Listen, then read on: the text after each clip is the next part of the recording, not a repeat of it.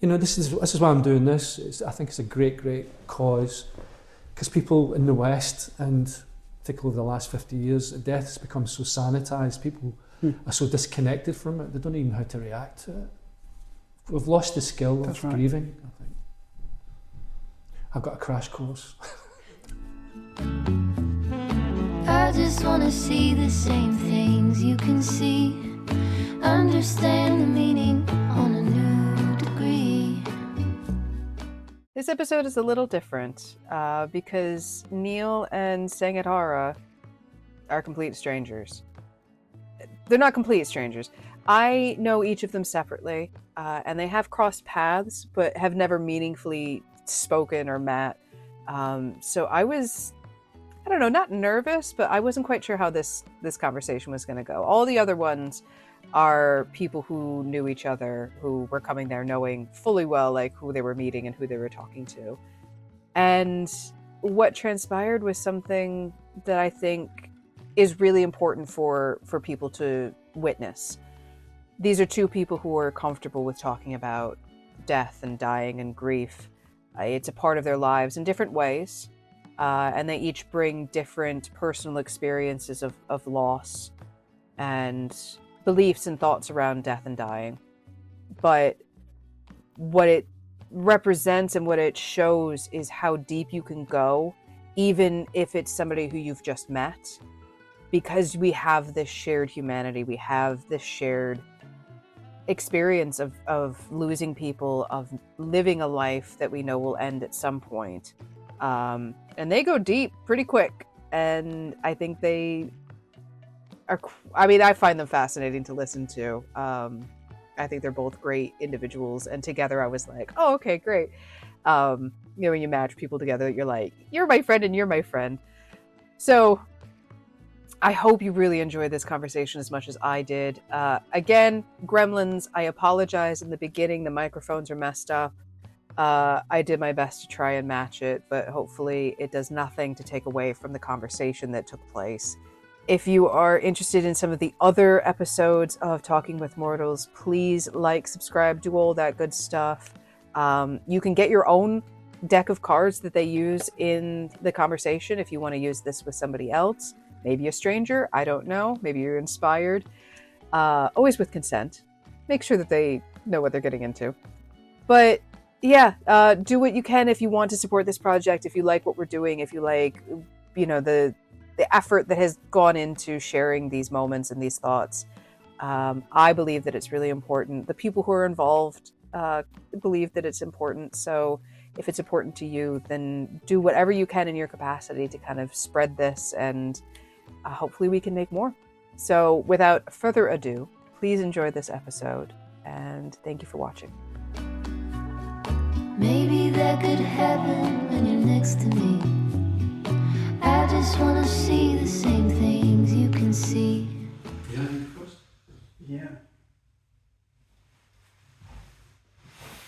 Hi. Nice to meet you. Nice to meet you. Great, so it's a scene. We've here, we'll talk about death and life. So, if you wouldn't mind to describe your first experience with death?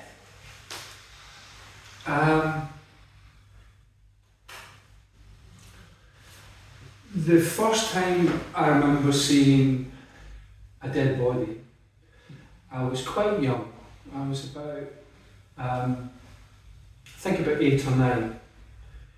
And it was in Ireland. My whole family's Irish. And my father, I was in someone else's home, but my father came downstairs carrying, I think it was his auntie, who died. And he took her downstairs and they were laying her out. Mm-hmm. And in a way, it was part of I realised later on, I wasn't scared. Everyone else acted like it was completely the most natural thing in the world to do.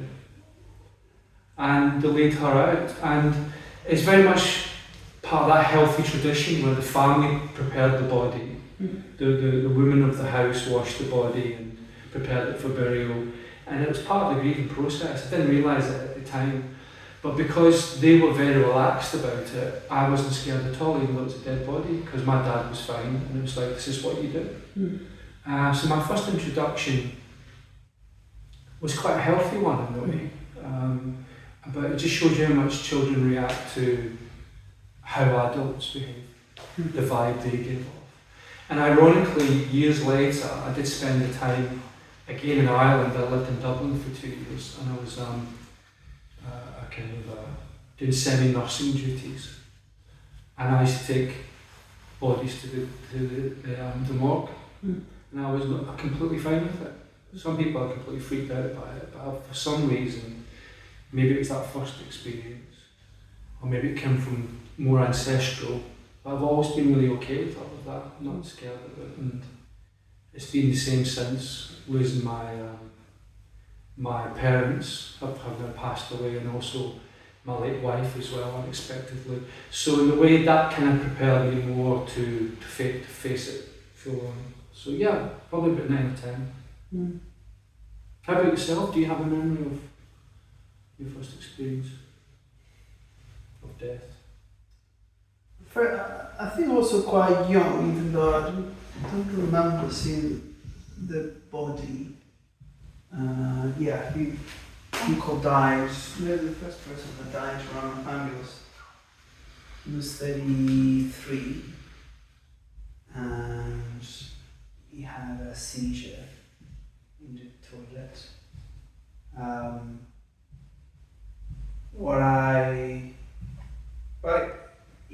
remember.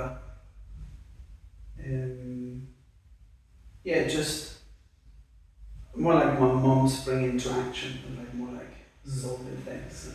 But actually, I just remember kind of internally, kind of understanding what happened quite quickly, and I remember just like there was a bird that landed on my windowsill, and I thought, for some reason, oh, that's kind of my uncle, and I just kind of let him fly away. I had kind of, don't remember very much before or after, but I just remember kind of the bird and me trying to even kind of consciously say, oh yeah, kind of, and off you go. But I don't remember seeing his body. I just remember that moment more. I must have seen, even though in Mexico there is I think most of the time is close coffin kind of. Oh, really? Kind of funeral. But also, actually, funerals in Mexico happen very quickly. So, like, someone dies, and the next few days. Okay. What do you take most for granted in life? Oh my gosh, I don't know. Should give you that card, didn't I? I mean, probably so much, but probably health. It's one of those things, like, every time I get a bit ill, it gets like silly view of like, oh no, that's not.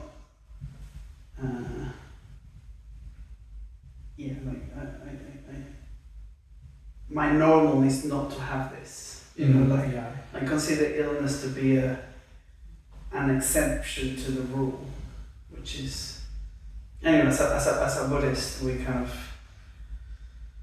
try to take on the truth that old age is a thing, and we age, that we get sick and that we die. So those are kind of quite common reflections or acknowledgements, kind of quite basic.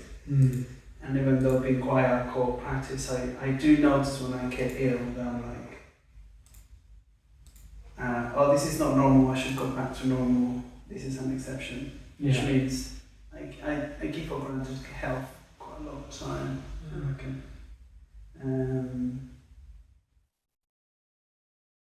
That, and probably at the moment, I mean, it's funny because probably the things that we actually give for granted we're actually not aware of until we lose them.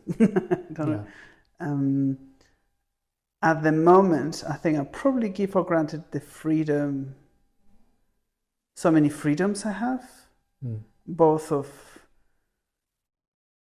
expression, you know, like being in a free country where you could, Yeah. I could be a Buddhist, I could do, you know, we're not being bombed. You know, there's so much, you know, the peace that we experience, I mean, at least physical, you know, Yeah. psychological is probably slightly different, but yeah, just so many other freedoms and being able to be involved in the projects I'm interested in. You know, I think I do have quite a lot of freedoms, even though I don't have money. I'm actually so rich in so many ways. So probably something that I don't reflect on. I kind of I acknowledge, but I don't. Yes, I probably give it for granted a little bit. Well, it makes sense about the health, as they say, youth is wasted on the youth. Yeah. You know, you don't realise what you're missing until it's taken away from you. And my dear old Irish mother used to say, old age doesn't come alone, meaning like, yeah, you just don't get old by it, other stuff comes with it. And yeah, I think health is the one that's, you can be a billionaire and it means nothing if you're in pain and you can't get rid of the pain, they'd swap it for anything. So yeah, I think health's a big one. And the freedoms as well. I'm quite shocked that I've been brought up in a time from the 60s onwards where all the kind of liberal revolution happened in terms of, you know, various freedoms and acts of parliament that, you know, to give people status, people who were oppressed before. And you can see now in America, it can be rolled back like that. So that maybe that last 50 years was a blip. And we're going back to, so yeah, the freedoms that we take, I was brought up in the whole liberal, you have, you know, 1967 Homosexual Act and abortion rights. And you think, yeah, that's the way it's meant to be, and that's the way it's going to be. And you see now in America, and it's coming over here now, and you think, that could just all disappear. So yeah, I get that. Shall we? Yeah. I think we both talked, haven't we? Yeah. What do you think is the biggest challenge people your age are currently facing? My age. Well, I feel quite. It's a good question. I feel quite strongly about this because I'm going to be in a few months. I'm going to be 68. So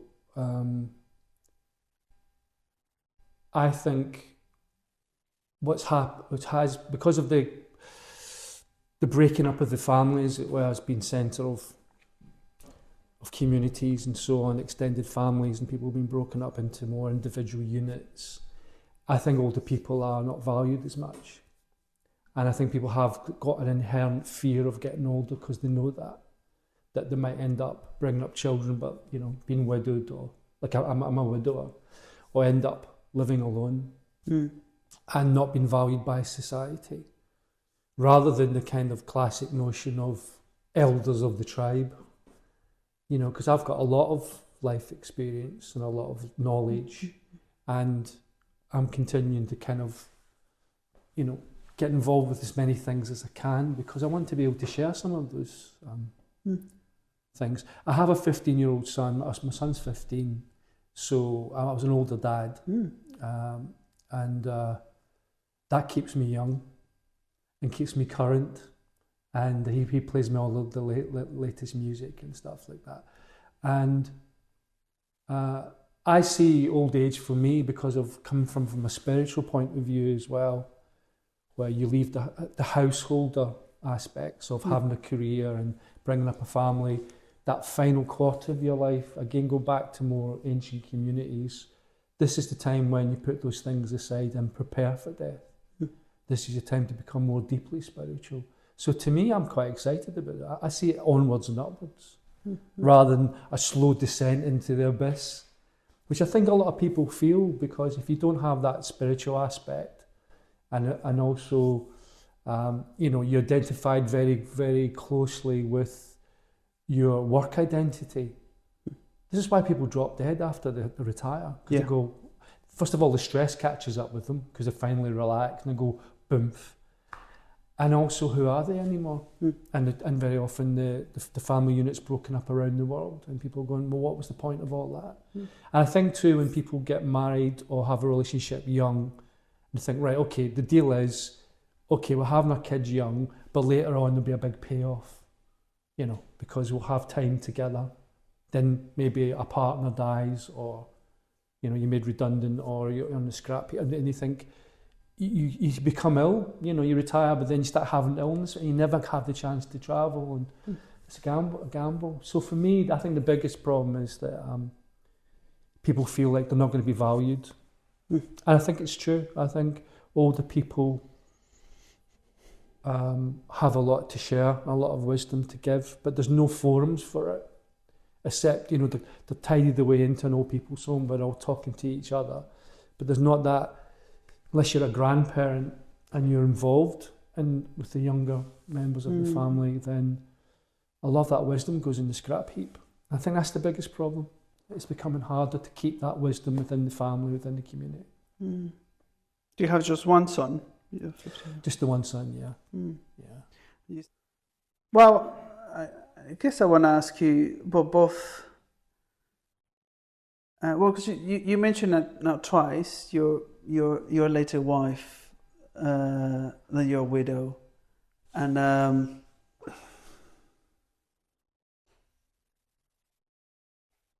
yeah, I don't know, just and that you've gathered some wisdom in your time Yeah. that you want to share. So I guess it's just the opportunity to value in that experience of. Yeah, what was your experience? I think that, unfortunately for most people, they don't really wake up to their own life, and like you were talking earlier about appreciating health or appreciating freedoms and stuff like that. People just trundle along and even get a bit bored with a kind of regular life, and they don't wake up until something bad happens. It can be a sudden health problem that endangers their life, or someone they love. It can be someone they love dying, or being involved in that. Sometimes it's not until then, and suddenly people start praying to God out of the blue, and start going, oh my God. And then suddenly going, oh look, butterflies, and isn't life precious? And suddenly they're sitting in the garden going, God, isn't life amazing? They don't wake up until something drastic happens. For some reason, when I was younger, I kind of knew that and thought, I want to wake up before something bad happens. I feel like because I've got an awareness of maybe some deeper stuff, then in that case, it's on me to stay awake as long as possible. But then again, when I lost my wife, it was just unexpected. She was only 48, and it was kind of a very short, quick illness, and she died quite quickly. It was a real shock. That still, you know, I tried to be awake as it was, but that kind of just puts you into a minute by minute survival thing. And that changed my life because I had left television, become an academic, to teaching at university, you know, and all that kind of stuff. And I did that so I was around more for my son. But when she passed away, that's when I realised that my spiritual practice, and particularly my meditation practice, became like a fucking superpower. You know, people hear about meditation and they think it's some kind of, what's it about, like, you know, a mini day out at the spa, kind of relax and chill, nice towels, you know. It was a lifesaver, because when you are, you know, projected into a life-changing experience like that, I'm left with a 10-year-old son, and then suddenly it's me. I'm 14 years old. It was always meant to be me. It's going to go first. And she'd be around a long time for her son, and she took care of so many, many things. Then suddenly it was on me. So I found myself in the middle of it, and because I was able to meditate twice a day, I was able to bring the thoughts down a little bit, because, you know, you have this, you know, tsunami of thoughts coming in when you lose someone so close to you, practically, emotionally, and so on. And because I was able to do my meditation, it meant that, as you know, and people who meditate, that anxiety and stress is all based on worrying about the future. And I had a lot to worry about practically. all this coming over the hills like a bad, cowboy movie where everyone comes over the hill and standing at the top coming towards you, think, oh, here we go. So if I got lost in that tsunami of thought, I'd be swept away. And then looking to the past, I had regrets. Everyone argued during COVID. So I remembered all the arguments we had. Why did we have those arguments? But we were soulmates. We loved each other very much. So I forgave myself for that. And then beyond that, you've got all the happy memories. And they're all so I'm in the middle going, oh my God, if I fall this way or that, it's going to come and crush me. So through my spiritual practice and meditation, I was able to, hour by hour, just deal with this hour, sort out the funeral, book the priest, whatever it is, get through day by day over the broken glass, through the furnace of it. And what this protective bubble that came that didn't stop me being crushed, the future and the past, in your mind, the mind torturing itself. I had that peace of mind twice a day. I was able to get sleep as well. I still was grieving very deeply. And things hopped over from the future and jumped on my back, and I had to wrestle them, and I was upset and I was grieving. And I'm not saying it was perfect. But I needed to be okay because I had a 10-year-old son. But deep down I knew I was going to be okay. And that was because of my spiritual practice. And that's because also I knew my wife was a very pure, good soul. And that wherever she was going, because I believe there's something more, she's going to be okay as well. And so yeah, that was a very powerful I knew you fall into the abyss and it crushes you. And you hit the bottle, or people take a lot of drugs and alcohol just to calm the chatter down in their heads, just to get some peace, And I like a drink still, and so on. I'm not squeamish about any of that. But I actually went weirdly into about 4 or 5 months where I didn't take anything like that. Because I knew it would just get me messed up, emotional and kind of like, messy. And I thought, I've got to face this head on. The old expression, the only way out's through. And because I went through into the heart of it, I came outside a bit quicker. And I know people since then relations of mine who've lost people, and they're still grieving. It's taken them years because they've gone round the long way. And it keeps on coming back to them and so on. So that was completely transformative. Either it transforms your life or gobbles you up and you lose a decade of your life to just being messed up. And I know it's what she would have wanted. I was thinking, I'm here and she's not. And she'd want me to live my life to the full. Because it's a gift to be alive. As you said about health earlier. It's an absolute gift. And we just need to wake up and go, fuck, this is amazing. I'm here. She's not. I need to make the best of this. I make it the best for my son. As a tribute to her. So I miss her terribly, And I miss her wisdom and her laughter. And God, I wish she were here now. Because she was so good at, like a lot of men, I can do one thing really, really well at a time. But she was a real multitasker and she dealt with so much, and suddenly it was all landed on me and I'm going, how am I going to cope with this? But you get through it. But that helped me. That was a big wake up. And that I realised my spiritual practice and meditation practice was a superpower. Hardcore superpower, life-saving. Not some cool little, it reduces my anxiety a little bit. Fuck it, I was like, I don't know if that answers the question. But. No, yeah. And apart from your spiritual practice, which seems to be essential, more than essential support, or like quite a crucial part of your going through that loss, did you have people that supported you? Was any? I was just trying to think of like.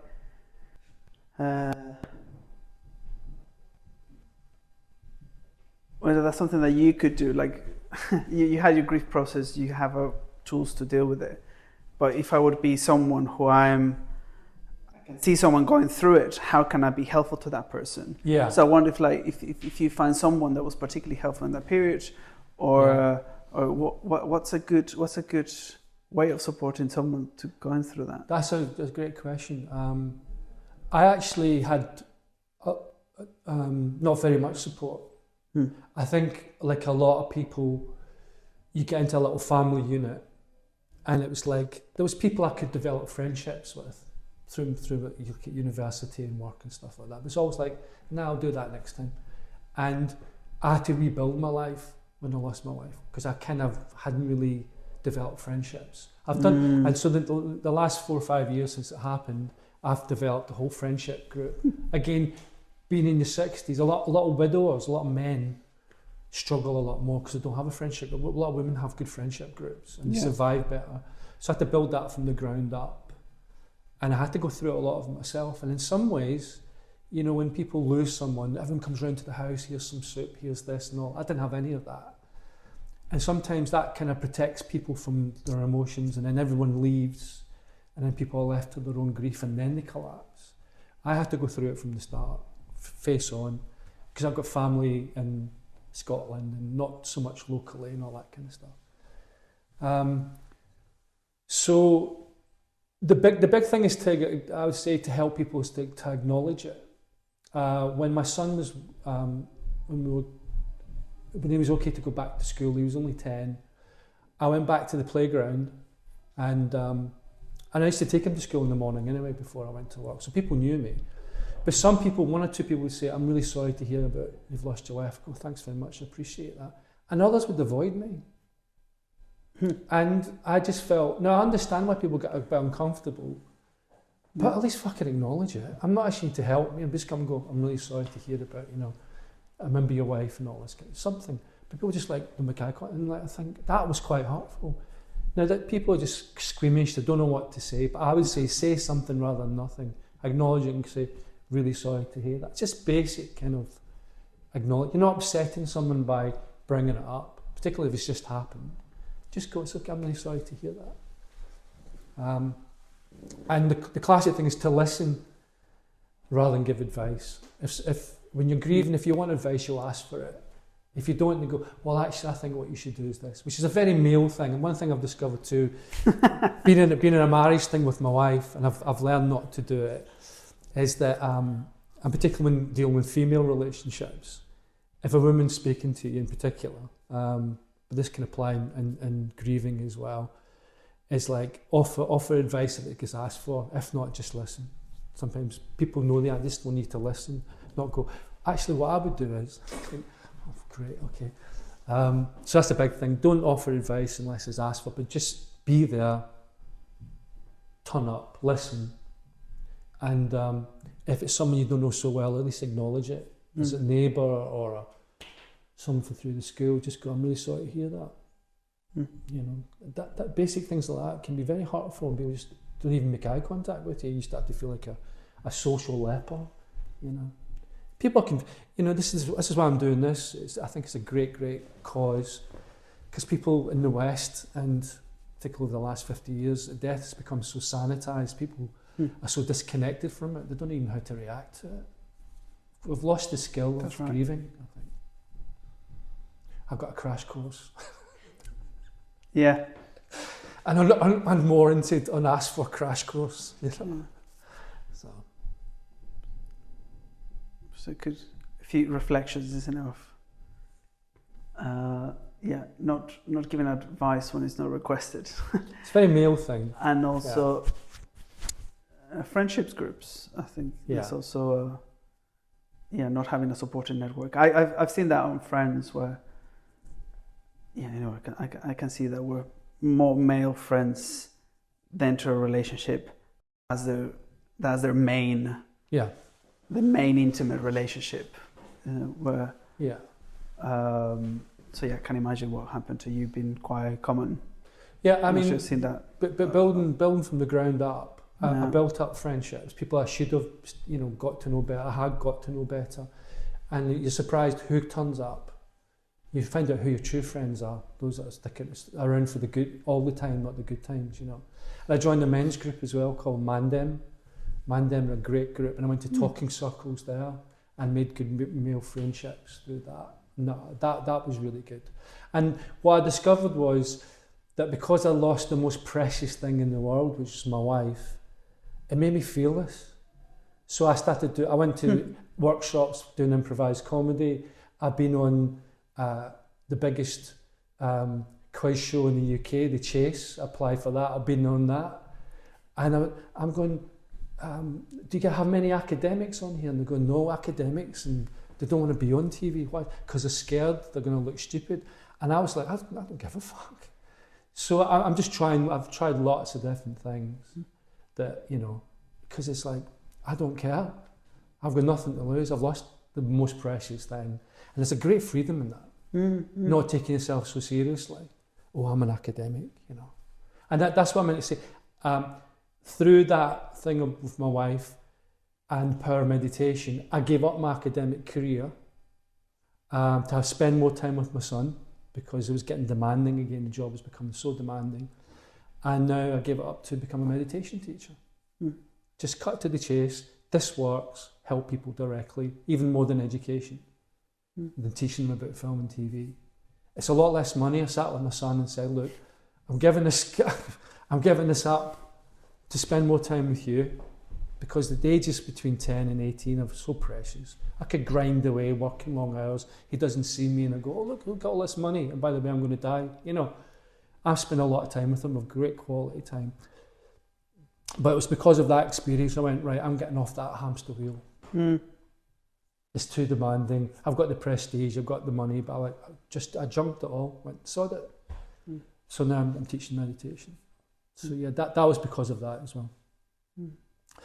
And that essentially is my life story since you've asked me. Okay. I think we've got time for like 2 more questions. Okay. Or so. I'll do. Hang on.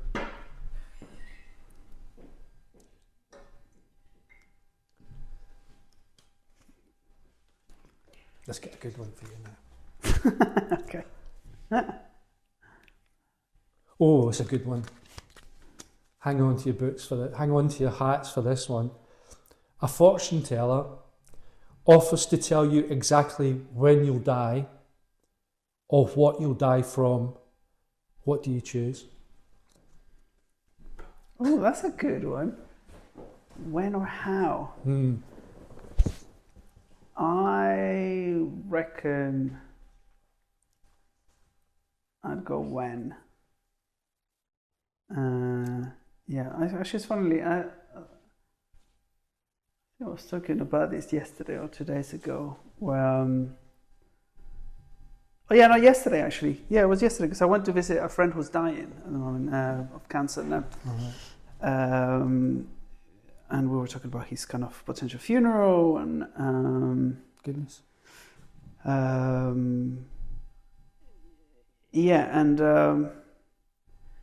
Actually, it was on the way. Was a mixture of like thinking about him on our way on the train, because it was unclear. We had to take a long train to see him, and I was with a friend. We were like, oh, I wonder how it's like to know that you're dying and what of. And I thought, well, I could imagine there'd be a freedom of and a clarity. I mean, obviously, sometimes maybe the anxiety of like, oh, you're about to die, and it's just like, oh, will I stop existing, or have I done everything I wanted to do, or the time is now clearly more limited. I know what I'm dying of, and also particularly of cancer, with it's spreading around the body, so it's actually quite physically uncomfortable and painful.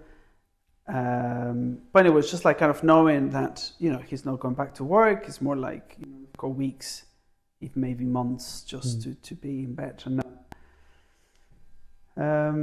but yeah, I was reflecting on both, like, oh well, knowing that that's what he's doing now, like he knows that what needs to put into place is just like how to die, and more than when,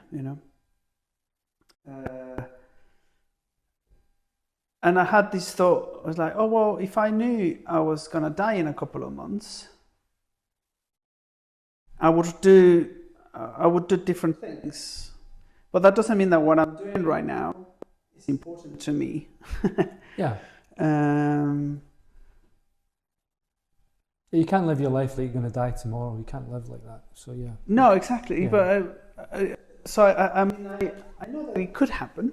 I could die in a couple of weeks' time, yeah. But I don't want to start acting as it, because what I'm trying to bring about, I know it's going to take more than 2 weeks. If I know I don't have more than 2 weeks, like, okay, well, I'll do something else. I go and spend time with my family. So, But anyway, I think that's what I was talking with him about. It's just like, oh yeah, no, for you, it's kind of quite clear that's what you're doing. You're reflecting about death and how to die, and about being experience and relationships and how to do that. So, but yeah, anyway, that kind of reflection is me acknowledging that both I'm in a period of my life where I'm still creating, trying to create, manifest, and build stuff under the view that I have time for it. Yeah. But you would want to know when rather than how. I think exactly. I think more when. like I went because particularly so if I would die in 2 weeks' time, I think I'd go to Mexico to be with my. Particularly, I wouldn't want to die. I really don't want to die before my mom and sister because I think that'd be pretty tough for them. Particularly the distance. Like I have a life insurance just so if I die, they can come over here because I don't have money. So they don't have money. You've planned that. That's really good. So I have a life insurance just so there's money. Oh, that's good. To facilitate that. I mean, I should be doing more around that, like the trust. I have even a kind of a Google Doc that's called Sanghadara in Death and Illness, where the only thing at the moment is the life insurance code, and but my plan is to put there just like what I want to happen, and maybe letters of apologies for dying earlier, etc. I have a whole plan of what I want on my Google Doc, which I haven't done. But no, that's the beginnings of that. So yeah, anyway, that's just to say if I know the date, because I want a period of creating these socially engaged and create institutions and projects, but I'd also like to have a period of time where I am exploring that creation and creativity in a more solitary way, like my artist friend at the moment. Yeah. But yeah, at the moment but right now I'm doing it quite socially. I want to do it more independently at some point, but not right now. So yeah, I think I'd rather knowing when rather than how. Okay. And just because I could potentially plan for the house in the meantime, whether it's going to be a slow, painful one or a quick one. Anyway, I could at least prepare somehow. Yeah, we do negotiate with the idea of how we're going to die, because the thing that struck me about my wife passing away was, and this is a thing that applies to a lot of people. She went quite quickly. She was taken to hospital and then she went into a coma almost within a few hours, although we got to speak to her. And then she died about a week later. And then I hear of people going, oh, they've got cancer and they're going to die in 3 to 6 months. I'm going, why didn't we have that? I actually went to have spent that time with her, for her to think about her life, to her, But then again, I've met people since then, I met an old friend I hadn't seen for years, and she'd been looking after her partner who got a stroke and then a brain hemorrhage, and she was caring for him for 3 years. And that was a slow, agonising way to see the so there's no good answer. No. I would like to have spent more time with my wife rather than just her to be taken away, because that's what they call complex grief. But at the same time, saying, let's have more time, and then watch your loved one being in pain and agony and change physically in front of you. Yeah. That's not good. That's difficult. So it's not easy. Difficult. Yeah. Time for one more? One more. I wish it was. Oh, is this from me, right? Okay. Yeah. Oh, yeah. Is it? Was that who asked the last one? Can't remember. I asked the last one. So it's you. All right. So last question. I think you've already kind of started answering that question, but I thought maybe allowing you to maybe paraphrase it or go deeper into that answer of I mean, you've experienced the loss of your wife. How much that experience might represent also a gift.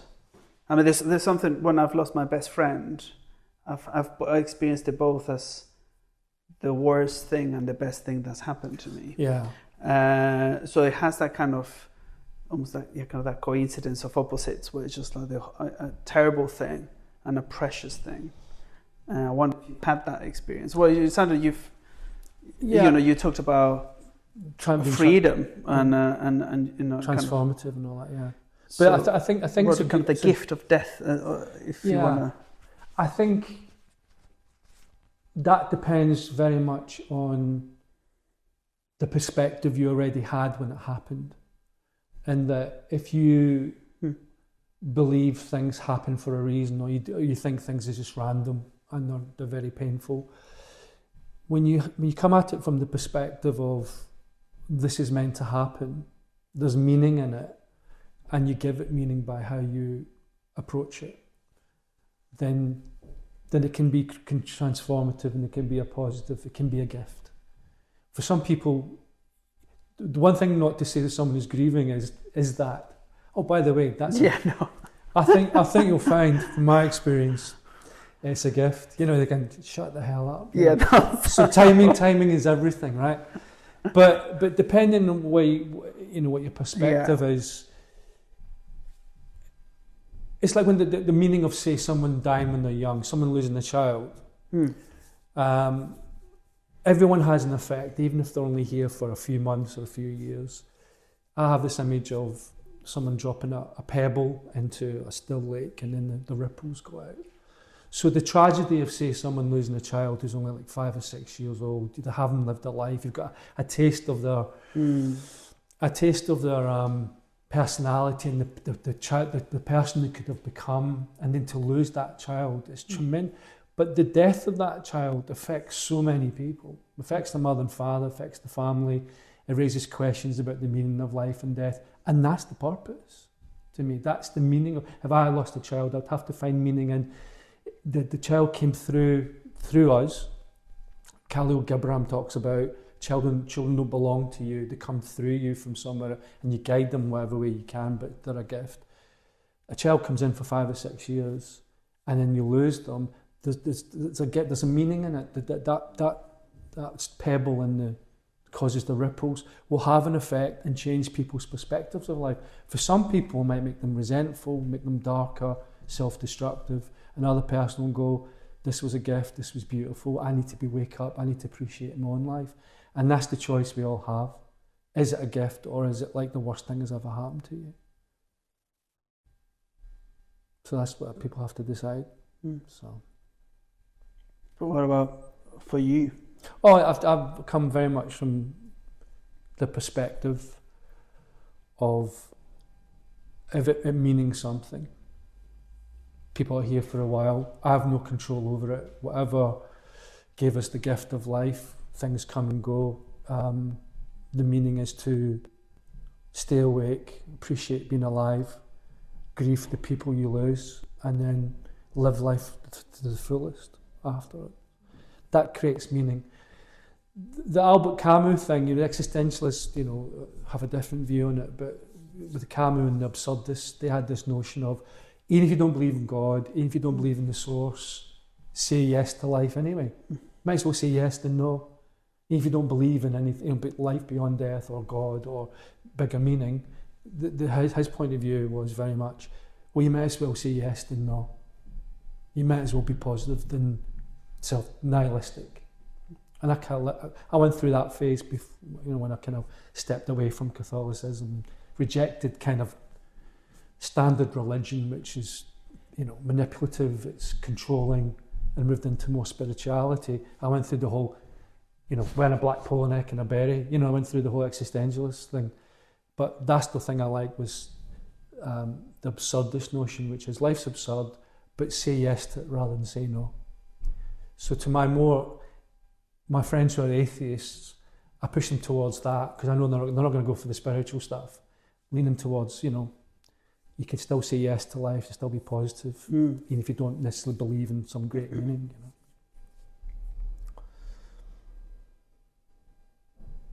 Does that feel like a good place Good. stop. Yeah. Do you have any responses that you want to make?